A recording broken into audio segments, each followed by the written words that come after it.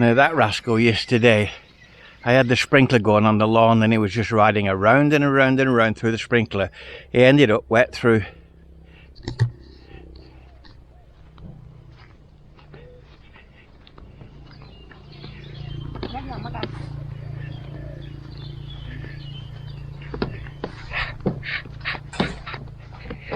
His face is full of egg.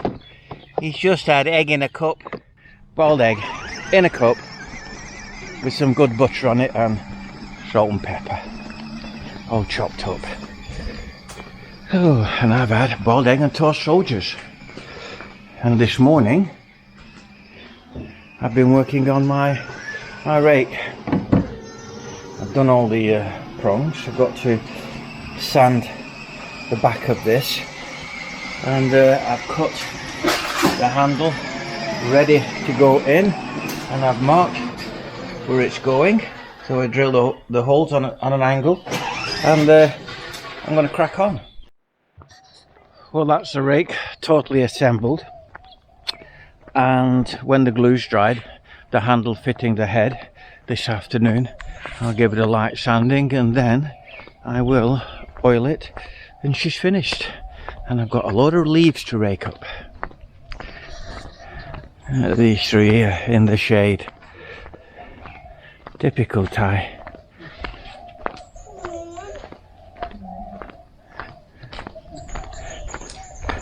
Well, I'll quickly go and have a look at the aquaponics. Fed the fish this morning and things appear to be progressing well. They're not growing as fast as they should. The vegetables in there, the salads in there, and the reason for that is because they're small fish, and small fish don't poop a lot, and you need the fish poop. So it's often the case when you start a new aquaponics system that the first lot is not over impressive, but as the fish grow over this next couple of months, it should improve dramatically. Sister-in-law's been down here this morning and she's been harvesting coconuts from up there. I'm always quite worried when I walk under here. One of them drops off and hits you on the head. You're brown bread, aren't you? You certainly are. Now then, May's been clearing all down there and she's planted all vegetables and they seem to be growing, coming through quite well. Oh, there's lots of I know she's planted coriander down there and she's planted morning glory and different things. So look, she's planted loads and loads down there. Now then,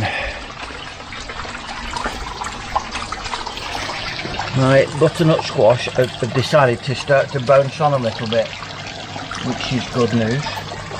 And I think I've got another lazy seed coming through here because I put two in each pot. So this is watercress, which is I ate some of that this morning, very peppery.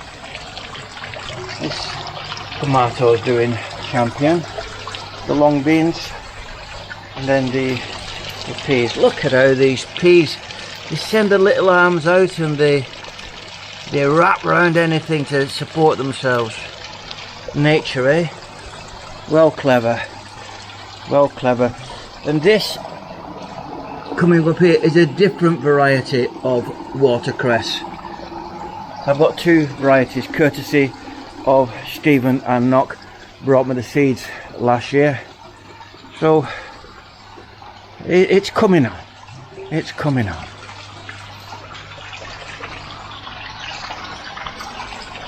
Of course, these are iceberg lettuce. Of course, and in here, in this cloth here, yesterday I sowed some melon seeds, some specific melon seeds, and hopefully by Monday they will have germinated.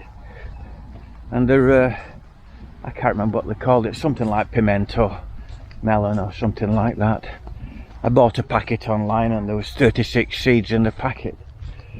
So that was that.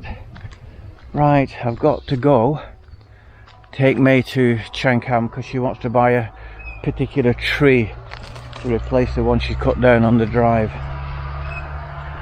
And the one she cut down the drive was the golden rain tree, the massive beautiful yellow flowers I struck. But the problem with that tree, it's beautiful in flower, but it drops masses of huge 18-inch long seed pods, and you end up half your life clearing them up. So we will get on. Those are the cherry tomatoes that's in the experiment. They're not bouncing on. They're really beautiful specimens. Now then, May tells me I won't get one tomato off them because there's too many in the box. It's a 90-litre container and there is a lot in, but that container is full of my own made compost, which I mix with wood ash, liberal dosage of well rotted farmyard manure, some charcoal, and it's had some calcium nitrate in there. So that is, they are bouncing on very, very well. Some crushed eggshells in there as well for additional calcium. So I'm going to take the car down, wash my hands and get off to Chankam and see what the morning brings. Just one pomelo on this tree. Lucis again to feed this tree with calcium nitrate. And there she is. It's a rascal, but only the one. And we've ate all the Asian figs that came off there. They were quite nice and beautiful, in fact. The little boy shouted at me, undone, Grandad done, Grandad done. What you want? Oh, you've been and got some chocolate. All right, Bonbon. Hey, monkey, you've been up to my room and got some chocolate. Here you go, mate. Here you go. Here you go. Chocolate. Thank you. Thank you. Oh dear. Right. We'll crack on. Here is the rake. Waiting for the glue to set. Hello. Hello, Mac. And I'm pleased with the lathe. That was really good. Pleased with the lathe. Well, it's 4:45 on Saturday afternoon, and what an absolutely beautiful evening it is. I've just had the sprinklers running on the veg bed, right and left. I've put the sprinkler on the lawn. I've been on to Lazada and I've ordered May and I a joint present. I've ordered, can you guess what it is?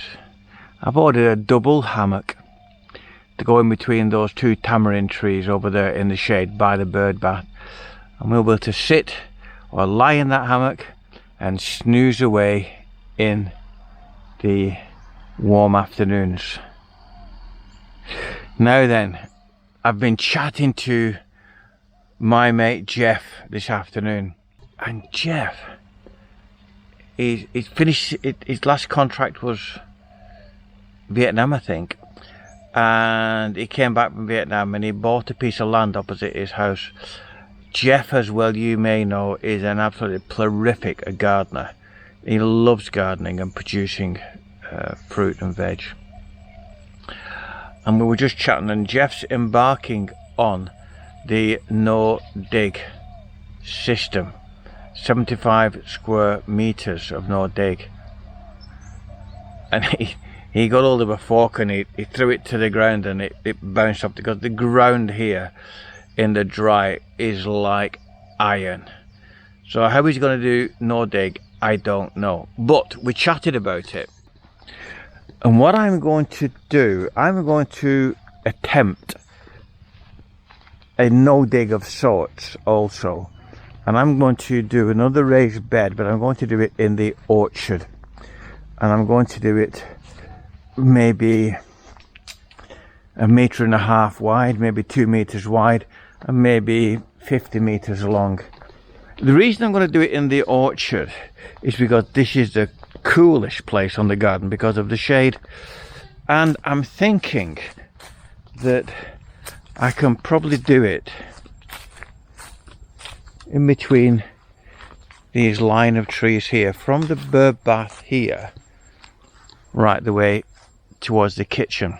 A couple of meters wide, and I'll fill it with Rural Orchard farmyard manure from our place, and then and compost, and then and cardboard and everything else, and it'll be, I'm gonna try the no dig, and we'll just see what we can do. But it'll be great. May's done right along the bottom of the site, which is 90 meters by 6 meters. She's cleared all that, and there's loads of veg going down there, so we're really cooking on gas.